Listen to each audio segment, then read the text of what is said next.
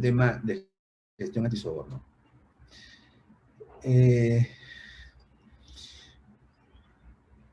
Cuando nosotros pensamos en soborno, muchas veces pensamos en que, o sea, la primera idea que se te viene cuando te hablan de soborno es, bueno, el que se pasa la luz roja y que quiere sobornar o termina sobornando a un policía de tránsito para que no le ponga la multa y le da un billetito o dos billetitos que ayudan en algo al policía mal pagado, que no tiene buen salario, que tiene muchas necesidades, y el policía acepta el soborno. Muchas veces se nos viene esa idea. Esa es una idea clásica de soborno.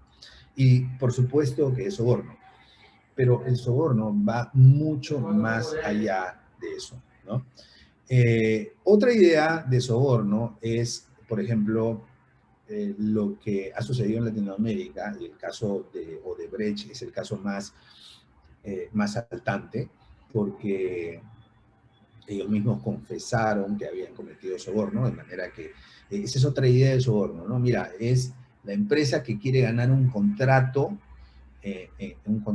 con el Estado y entonces termina sobornando a funcionarios que aceptan para darles una concesión, para darles algún favoritismo, para darles la licitación o para favorecer la licitación. Esa es otra idea de soborno que tenemos y claro, por supuesto que es un soborno. Pero es una idea muy tradicional.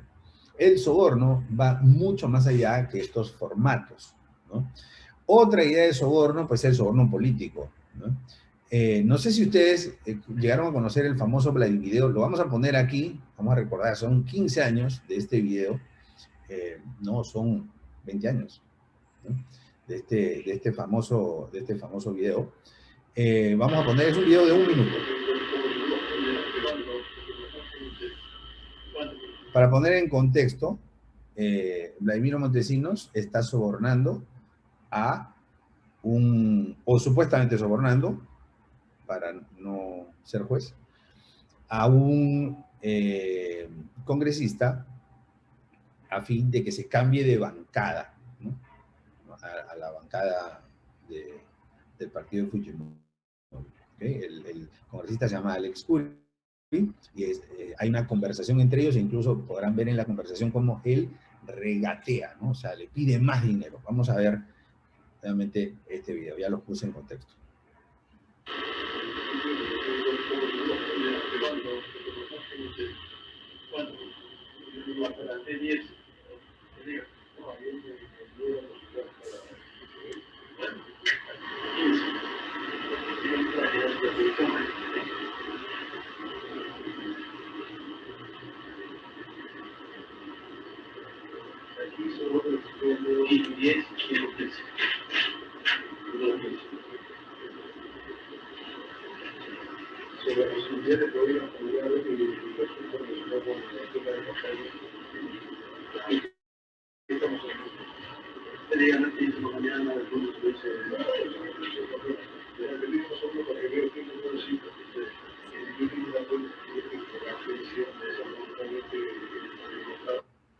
Bueno, suficiente. Entonces, esta es otra idea de soborno que se nos viene a la mente, ¿no? Es el soborno político, es el soborno en las esferas de poder, ¿no? Y eso lamentablemente sucede y sucede en todos los países, ¿okay? Lo cierto es que el concepto de soborno va mucho más allá de eso. Cuando nos imaginamos el término soborno, pensamos en una cantidad de dinero, ¿no? O sea, así como hemos visto, pensamos en un fajo de dólares o en unos billetes que están enrollados o que vienen en un sobre y que se le está dando a alguien. Eso es lo que muchas veces entendemos como soborno, o que está en la mente de mucha gente. Pero la idea que yo quiero transmitirles es que el concepto de soborno va mucho más allá que eso. El concepto de soborno, ¿no?, implica una entrega, pero no necesariamente de dinero. Eso es lo que vamos a ver. Yo he querido hacer un resumen en esta presentación de la norma ISO 37001, pero más que un resumen, mostrarles la norma, ¿okay? Porque esto toma bastante tiempo poder transmitirlo y desmenuzar esta norma. La norma ISO 37001 es una norma internacional O sea, cuando digo norma me refiero a un marco de referencia para poder establecer en cualquier tipo de organización un sistema de gestión antisoborno, ¿no? Se llama sistema de gestión antisoborno. Lo bueno de esta norma es que, primero, está enfocada solamente en soborno, o sea, no incluye otras modalidades de corrupción. Y segundo, que esta norma es auditable. O sea, una organización puede certificarse en, en el sistema de gestión antisoborno, en la norma 37001, ¿no? Así como existen, por ejemplo, organizaciones que están certificadas en la norma ISO 9001 de gestión de calidad, sistema de gestión de calidad, pues existe la norma ISO 37001 para que organizaciones se certifiquen en un sistema de gestión antisoborno. ¿Cuál es la ventaja de certificarse en un sistema de gestión antisoborno? Bueno, principalmente, ojo, no es que se elimina el riesgo de soborno, pero se reduce la probabilidad, porque se crea un mecanismo ordenado, sistematizado y formalizado de gestión antisoborno. O sea, en términos de riesgo, eso significa que se reduce la probabilidad de ocurrencia, ¿no? Y esa es la ventaja de contar con esta norma. Además que, añade un elemento importante a la mejora de la imagen de una organización y a sus relaciones con la comunidad. Porque implementar esta norma, obviamente, como cualquier norma, tiene un costo, hay que hacer todo un mapeo de procesos, hay que hacer todo un sistema, digamos, de ordenamiento. Toma su tiempo, tal vez de 6 meses a 12 meses, pero tiene también ventajas como les he comentado, ¿no? Entonces, ¿qué es lo que me dice esta norma acerca del soborno? ¿Cuál es la definición de soborno, no? Mira lo que me dice. Oferta, promesa, o sea, no es necesariamente un fajo de dinero, puede ser una promesa, ¿no? O sea, lo que se le entrega es una promesa, es un intangible. Una entrega, bueno, ahí sí entra el concepto de fajo de dinero o los billetitos que van enrollados, ¿no? Aceptación o solicitud de una ventaja indebida de cualquier valor, ventaja indebida, ¿no? Esa palabra indebida es importante, porque si no es un trueque. O sea, si no genera una ventaja indebida, es un trueque. Por ejemplo, una persona que se pasa la luz roja y que le paga a un policía una coima o un soborno para que el policía no lo multe, está teniendo una ventaja indebida. Eso es indebido, no solamente es indebido, es ilegal, además, ¿no? Pero basta con que sea indebido para llevarlo al plano de las organizaciones internas, ¿no? ¿Okay? No, perdón, de las organizaciones privadas. Entonces, ventaja indebida, tiene que ser una ventaja indebida, porque si no es una ventaja indebida, ¿no? Y es algo completamente natural, me das una manzana, te doy una pera, eso no es un soborno, ¿no? Me das una manzana, te doy un dinero, si no ninguna de las partes está obteniendo una ventaja indebida, entonces no se puede considerar soborno. Entonces la palabra, digamos, clave es esa, ventaja indebida, de cualquier valor que puede ser financiero o no financiero. Financiero o no financiero. Puede ser un billete o puede ser, digamos, un acceso también, ¿no? Directamente o indirectamente. O sea, porque también existe el soborno indirecto, ¿no? A través de un intermediario. Por ejemplo, los que son candidatos a puestos políticos, ¿no? A la presidencia o al Congreso, a una asamblea legislativa, están muy expuestos a un soborno indirecto. ¿Por qué? Porque los sobornantes van donde los asesores, o sea, no van directamente y dicen, bueno, mira, mi hermano, ¿sabes qué? Yo quiero que cuando tú llegues al poder me saques una ley que me favorezca o que me des unos contratos, o sea, no hacen eso. O sea, lo hacen de manera indirecta. Van donde el asesor y a través del asesor le dicen, vamos a donar para la campaña, y el asesor es el que de alguna manera saca el compromiso, ¿no? Porque el asesor tiene una relación diferente con el candidato, ¿no? Esa es la modalidad clásica que aparentemente se ha venido usando en los últimos años. Bueno, entonces, independientemente de su ubicación, en violación de la ley aplicable, como incentivo o recompensa para que una persona actúe o deje de actuar en relación con el desempeño de las obligaciones de esa persona. Muy bien. Entonces, como podemos ver, es un concepto muy amplio que no se limita solamente a la entrega de dinero para obtener un permiso o una ventaja, ¿no? Puede ser cualquier cosa, ¿no? Entonces, en este contexto, tenemos las dos partes. Las dos partes cometen el soborno. O sea, aquí no hay un culpable y una víctima. Los dos son culpables. O sea, el que da el soborno y el que recibe el soborno. El sobornante y el sobornado, los dos. ¿Ok? Entonces, el sobornante, y esto es un canje-beneficio, ¿no? El sobornante da un beneficio y el sobornado recibe el beneficio y da otro beneficio. Ese beneficio tiene que ser indebido, ¿ya? Basta que uno de los dos sea indebido para que esto no sea soborno. Ninguno de esos dos beneficios tiene que ser indebido para que no sea soborno. ¿Okay? Bien, entonces, uno da un beneficio y el otro recibe el beneficio y entrega otro beneficio. ¿Okay? Ese beneficio que se da puede tener diferentes formatos. Mira, puede ser formato de dinero, el que habitualmente conocemos. Puede ser formato de regalo, ¿no? De regalo. Puede ser formato de favor. Bien. Puede ser incluso una promesa. O sea, fíjense que un favor y una promesa son intangibles, ¿no? Incluso un regalo podría ser también un intangible. Un regalo, por ejemplo, un regalo, un par de entradas para ver para ver el Super Bowl, por ejemplo. ¿Okay? O sea, no es dinero, o sea, pero son dos accesos, de repente, ¿no? Incluso no tiene que haber algo material, pero un regalo puede ser también un intangible. ¿Okay?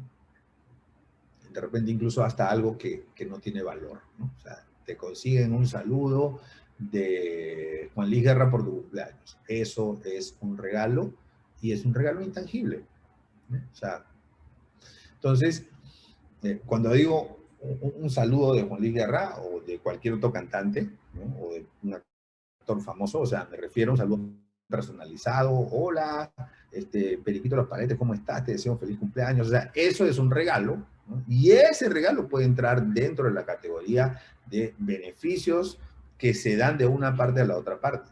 O sea, no necesariamente, y soy insistente con esto, no necesariamente son los fajos de dinero los que representan el acto de soborno. ¿Ok? Bueno, y el que recibe el soborno otorga una ventaja indebida. Una característica de algunos sobornos es que no son explícitos, ¿no? O sea, no es que el conductor que se pasó la luz roja le dice al policía, mire policía, le voy a dar un soborno. Le voy a dar un soborno. No, o sea, a veces no es explícito. A veces es explícito, pero a veces no. Entonces, y eso es muy importante porque en las organizaciones privadas hay muchos casos de sobornos tácitos, ¿no? O sea, viene el cliente y te trae un regalito. Un regalito, ¿no? Un iPhone 12, te trae el regalo. Ya está. Ya te regalo. Estoy muy agradecido que tú manejas mi cuenta de banca privada, de un iPhone 12. No te está pidiendo nada acá. Pero se está configurando el contexto para que en un futuro se materialice o se pueda materializar el soborno, ¿no? Le regaló el iPhone 12 al ejecutivo de venta o a la ejecutiva de ventas.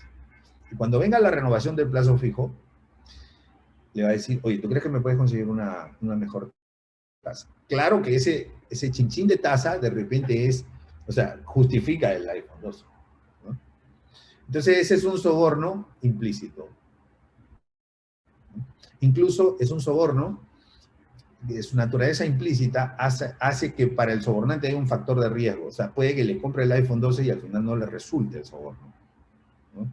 Y todo se quede en lo que se denomina un intento de soborno.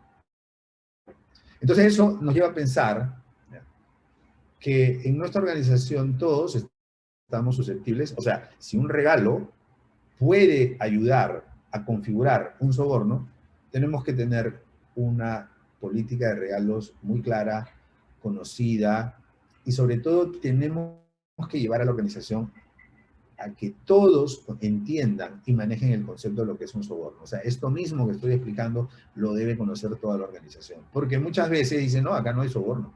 No, ¿qué te pasa? O sea, porque aquí, no, hombre, no. porque se imaginan el soborno como la coima clásica del conductor de bus que se pasó la luz roja o que no tiene sus documentos en regla y le está dando un billetito a un policía que está necesitando el billetito. Entonces, eso, que es soborno, pues es solamente un caso puntual. Es un caso puntual. Pero el soborno es un concepto mucho más amplio. Y lo mejor que podemos hacer, y por eso lo elegí como tema de Bancaforo, es difundir el verdadero concepto de soborno. Es un concepto muchísimo más amplio, ¿no? Muy bien. Bueno, entonces, vamos ahora a tratar de resumir, ¿no?, cómo funciona un sistema de gestión antisoborno basado en la norma ISO 37001. Entonces, estos son los componentes de la norma, ¿no? O sea, si alguno de ustedes quisiera implementar un sistema de gestión antisoborno y más que implementar, más que eso, certificar a su organización en un sistema de gestión antisoborno, ¿no? Entonces tendría que alinearse con la norma para que después vengan los auditores y te digan check, check, check, check, check. Entonces, ¿cuáles serían como los pasos? Y yo he complementado eso con mis recomendaciones particulares, ¿ok? Entonces, esta lámina que ustedes están viendo, esta es una lámina que resume el sistema de gestión antisoborno de la norma ISO 37001. Y conforme voy a desarrollar punto por punto, les voy a dar mis apreciaciones acerca de qué debería hacerse. Primer punto, el análisis de contexto, ¿no? El análisis de contexto. Entonces, ¿qué implica hacer un análisis de contexto? Primero, conocer a la organización. O sea, conocer la misión, qué somos, qué hacemos, la visión, qué queremos ser, los valores, en qué creemos, qué valoramos, los objetivos, ¿no?, las métricas que quisiéramos tener, y la estrategia, que es cómo quisiéramos alcanzar esas métricas, ¿no? Eso es el primer punto. Segundo, conocer la normativa. Importante que cuando hablamos de normativa, hay normativa externa e interna. Y la normativa externa se refiere a la normativa que no está en poder de la organización. Por ejemplo, el Código Civil, el Código Penal, el Código Laboral, ¿no? Todas esas cosas, ¿ok? Esa es la normativa. Los reglamentos de la Superintendencia de Bancos, todo eso es normativa externa, ¿no? Porque no han sido normativas puestas por la organización. Pero existe también, esto es importante, la normativa internacional. O sea, normativa internacional que nosotros tenemos que cumplir. Nos guste o no nos guste. O sea, por ejemplo, si tú vas a otro país a hacer negocios, probablemente vas a tener una retención en la fuente y en ese otro país, y por lo tanto, esa es una normativa que tienes que cumplir. ¿Okay?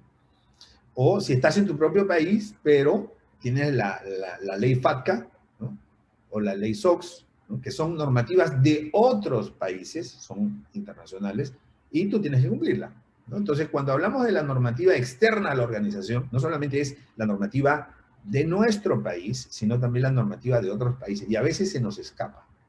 Porque, claro, estamos más pendientes de nuestra propia normativa. Entonces, hay que conocer cuáles son las normativas que son externas y que están fuera de nuestro país, que tienen alguna incidencia en nuestras actividades y en nuestras operaciones.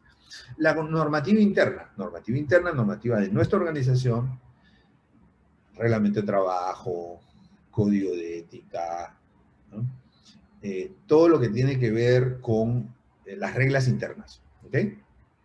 Y un análisis de contexto no debería dejar de tener un análisis FODA, fortaleza, oportunidades, debilidades y amenazas. No debería dejar de tener, ¿okay? Entonces, una vez que se hace esto, ya estamos listos para la siguiente etapa, ya hemos conocido el contexto, ¿no? El contexto, el entorno, ¿no? Y nos vamos a el liderazgo y compromiso. Liderazgo y compromiso, obviamente, aquí estamos hablando de junta directiva, consejo de administración o como lo quieras llamar, ¿no? Algunos aspectos importantísimos. Dale el ejemplo, ¿no? O sea, si vamos a poner una política de regalos en la organización, o sea, esa política de regalos tiene que también aplicarse a los miembros del consejo, ¿no? Y claro, ¿quién quiere devolver un whisky etiqueta azul? ¿No? O sea, yo sé que muchos quisieran quedarse, le digo whisky etiqueta azul, ¿no? Pero ese whisky vale $500. Y la política de regalos dice que lo máximo es 200. Y tiene que devolverlo. ¿no? Eso es dar el ejemplo. Con dolor, ¿no? Lo va a devolver así, pero con mucho dolor. Pero eso es lo que hay que hacer. Eso es dar el ejemplo. ¿Okay? Dar el ejemplo y también anunciar, ¿no? Comunicar, que es otro elemento que está por otro lado, o sea, los regalos que han sido rechazados, o sea, eh, hay que anunciarlos. ¿Okay? Mensaje explícito de apoyo y compromiso. O sea, el mensaje explícito es, todas las cosas siempre son más formales cuando son explícitas. O sea, los compromisos son más fuertes cuando son explícitos. ¿No? Yo sé que ustedes me dirán, no, mira, mi palabra es como si fuera mi firma. Y te creo. Conmigo también pasa lo mismo. Te doy mi palabra, es como si fuera mi firma. ¿No? Pero en general, a nivel de organizaciones, en general, tiene mucho más fuerza un compromiso firmado que una frase anunciada, ¿no? O un anuncio realizado. ¿Sí? Entonces, por eso siempre es bueno tener ese compromiso, ese documento que está disponible para todos, en donde la organización y los líderes de la organización se comprometen, ¿no? Lo otro es proveer recursos, ¿no? ¿Por qué? Porque, o sea, todo esto pues tiene un costo, ¿no? Entonces, indudablemente tiene que haber tiene que destinarse recursos, como por ejemplo, nombrar un oficial de antisoborno. De hecho, la norma te lo establece. O sea, no tiene que ser un cargo exclusivo, pero tiene que ser alguien que está a cargo de la función antisoborno. Y eso implica muchas veces recursos, o implica capacitaciones, ¿no? O implica tiempo. O sea, de cualquier forma, son recursos y se tiene que dar el apoyo a proveer esos recursos. Claridad de roles y responsabilidades. ¿Qué hago yo? ¿Qué haces tú? ¿Qué hacen los demás? Establecer una política antisoborno. Es un documento, o sea, una política antisoborno que además, como ya hemos conocido el contexto interno, entonces ya podemos saber qué nos toca y qué nos toca, qué podemos hacer y qué no podemos hacer, ¿no? Y finalmente, mira, el último punto, designar un oficial antisoborno. La norma le llama función antisoborno, porque la función antisoborno, la norma lo entiende como que puede ser para un oficial antisoborno o como que puede ser también para una unidad antisoborno, pero que esa unidad va a tener un jefe, ¿no? Obviamente. Entonces, cuando yo hablo de oficial antisoborno, realmente, en estricto rigor, la norma te habla de función antisoborno. Puede ser un oficial o puede ser una unidad. Para efectos prácticos, oficial es lo mínimo. Bien, entonces vamos ahora con la planificación, ¿no? Una vez que se tiene ese liderazgo y compromiso que parte de la junta directiva, nos vamos con la planificación, en donde tenemos que establecer objetivos, ¿no? y sobre todo hacer un buen mapeo de riesgos. Identificación de los riesgos, riesgos de soborno, valoración de los riesgos de soborno, tratamiento, mitigación de los riesgos de soborno. Probablemente alguna de las preguntas que ustedes me van a hacer al terminar esta charla, dentro de algunos minutos, es cómo puedo yo valorar los riesgos de soborno. Y tengo la respuesta. Pero eso viene en la parte de preguntas. ¿Okay? Bien. En el tratamiento, mitigación de los riesgos, obviamente van los controles, ¿no? ¿Okay? En algunos casos, alguna entidad podría decidir asumir riesgos, ¿no? O sea, sin poner controles, pero esa tendría que ser una decisión consciente y muy personal de la organización, ¿no? Bueno, tenemos el siguiente elemento, es el apoyo, o sea, el soporte que se le tiene que dar a todo este sistema de gestión, ¿no? Se tiene que dar recursos. Cuando hablamos de recursos, hablamos de personas, hablamos de infraestructura, hablamos de sistemas, hablamos de herramientas, hablamos de capacitaciones, hablamos de acceso a consultorías, hablamos de, pues, darle todas las facilidades a los que tienen que cumplir esta función para hacerlo con cabalidad, ¿no? Luego tenemos del desarrollo de competencias, ¿no? O sea, el desarrollo de competencias, ¿por qué? Porque obviamente no tengo que explicarte, pero la principal fuente de riesgo en este riesgo de soborno, que es un riesgo operativo, un riesgo operacional, la principal fuente de riesgo son las personas.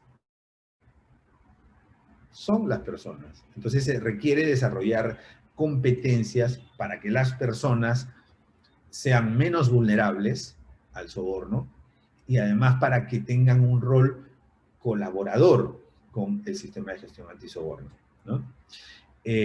A veces toca cambiar las políticas de contratación.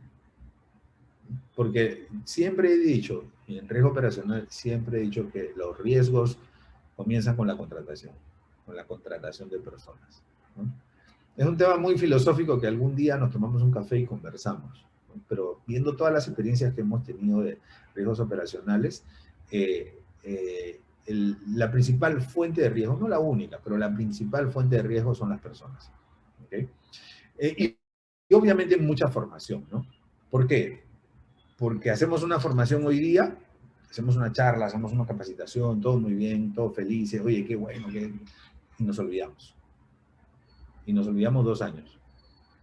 Y en esos 2 años hubo gente que salió y hubo gente que entró. Y la gente que entró no ha tenido esa formación. Y los que se quedaron no tuvieron la continuidad. Entonces la formación tiene que ser continua, ¿no? Muy bien. Luego viene el bloque de operación. Aquí hay que medir la efectividad de los controles. Y esa es otra pregunta que seguramente, si yo estuviera al lado de ustedes, yo diría, a ver, dime cómo medimos la efectividad de los controles. Ah, bueno, si te quedas para la parte de las preguntas, ahí te va a poder responder. La debida diligencia, ¿no? La operación es hacer una buena debida diligencia, siempre tratar de hacer mejor debida diligencia. No te olvides que la debida diligencia es permanente. Nos hemos comprado el cuento, que la debida diligencia se hace en el momento en que, digamos, en que se implementa el proceso, en que llega el cliente, o sea, espérate, o que llega el colaborador. La debida diligencia es siempre permanente, ¿no? Entonces, cambiar un poquito ese chip y sobre todo incorporarlo a nuestras operaciones, ¿no? De debida diligencia permanente. No le pongo debida diligencia permanente porque para mí eso es redundante, o sea, por naturaleza la debida diligencia es permanente, ¿no? Es conocer a alguien cercano de manera permanente. Muy bien. Los compromisos establecidos también, ¿no? Entonces, cuando hablamos de compromisos, son principalmente las formalidades que se tienen que dar periódicamente, ¿no? Donde las personas firman, dicen me comprometo y declaro que no he cometido tal cosa, tal otra. Los compromisos de los proveedores, ¿no? O sea, por ejemplo, a mí me pasa como proveedor de algunas empresas, antes de comenzar cualquier negocio, me hacen firmar un acta de compromiso y me dicen, señor, usted se compromete a no ofrecer regalos, dádivas, favores a ninguno de nuestros empleados, se compromete a conocer la ley no sé cuánto, digamos, a conocer, a leer y a entender, ¿no? Y entonces declaro bajo juramento, o sea, todo eso es un compromiso, o sea, tenemos que incorporar compromisos de todos, desde los miembros de la Junta Directiva, ¿no? El otro punto es la investigación y tratamiento del soborno, ¿no? O sea, y para eso necesitamos tener un canal de denuncias que sea efectivo, ¿no? Que sea hermético, confidencial, que dé confianza y que funcione, ¿no? Y pues lamentablemente llegan denuncias, ¿no? De oficiales de negocios que aceptan sobornos, ¿no? Que incluso ni siquiera saben que están aceptando sobornos, ¿no? Creen que están aceptando cortesías y no sobornos, ¿no? Entonces, precisamente porque hay esa tendencia a creer que soborno es dinero en efectivo, ¿no? Bueno, o implica eso. Bueno, y se requiere tratamiento. Entonces, una recomendación que yo les puedo dar es que cuando haya una denuncia de soborno, no se apresuren en confrontar al denunciado. Investiguen paralelamente, sin confrontarlo. Porque si ustedes lo confrontan, la persona, digamos, por lo menos basado en mi experiencia, en las cosas que he visto, lo va a negar. Lo va a negar. Eso es lo primero que va a pasar. Si no tienes las pruebas, no tienes que confrontarlo, ya tienes que sancionarlo y tienes que proceder como corresponde. Si tienes las pruebas. Si no tienes las pruebas y lo confrontas, va a ser tu palabra contra la de él, o va a ser tus preguntas contra las respuestas de él. Y lo que va a pasar si lo confrontas, si no tiene las pruebas, es que él se va a cuidar, él o ella, ¿no? Se va a cuidar. Si no, mira que me han puesto en la mira, así que no voy a hacer nada indebido hasta que esto pase, o lo voy a hacer de otra manera, o sea, encuentra la forma, no se cuida. Entonces, por eso la recomendación es que si llega una denuncia, funciona mejor la auditoría a través de los mystery shoppers, se llama. O sea, se contrata a una persona que se hace pasar por un cliente y que intenta sobornar a la persona denunciada. Esa es la modalidad que mejor funciona para ese tipo de casos, ¿no? Si la persona es honesta y dice que no, pues se comprobó que no está aceptando sobornos. Pero lo contrario es una demostración, ¿no?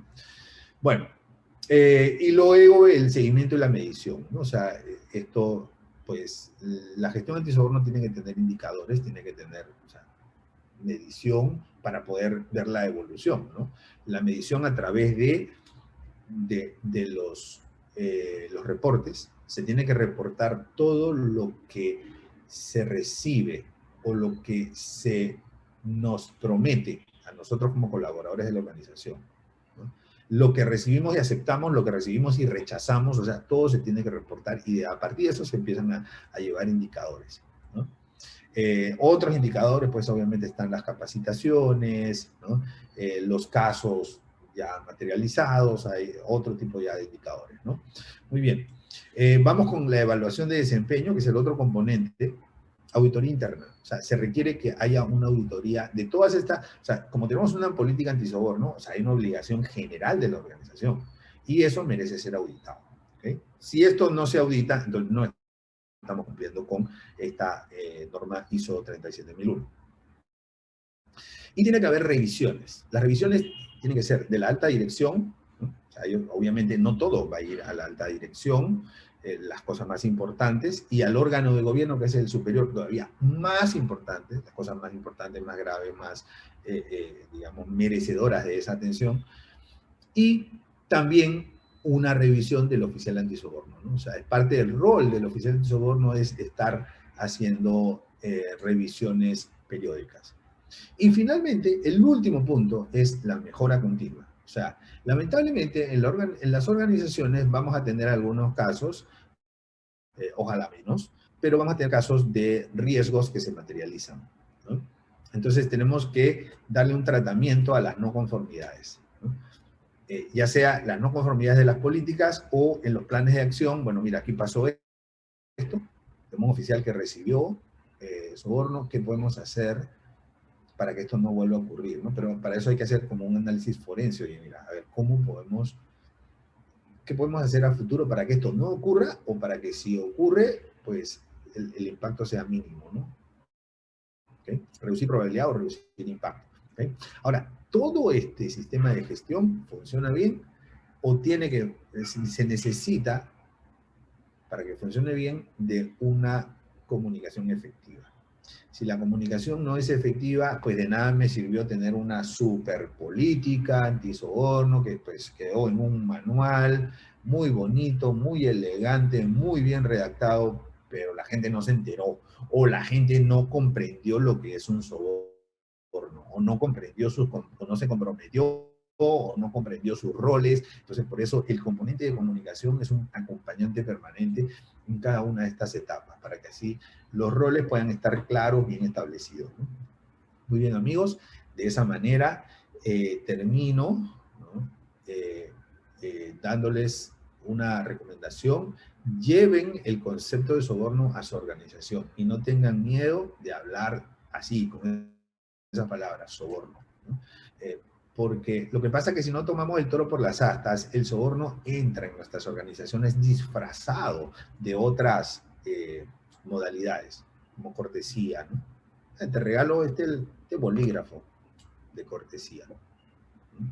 Y como a las personas nos gustan las cortesías, y seguramente nos gustan los regalos, y es normal, entonces empezamos a convertir a las personas en elementos vulnerables. Entonces, la mejor forma es que la persona conozca que esto, si bien es cierto, puede ser una cortesía genuina, también podría ser un intento de soborno potencial o eh, que las personas conozcan que tienen obligaciones frente a eso. Las obligaciones de reportar, las obligaciones de pedir permiso, las obligaciones de devolver. ¿Okay? Muy bien, ahora sí quedo atento a sus preguntas.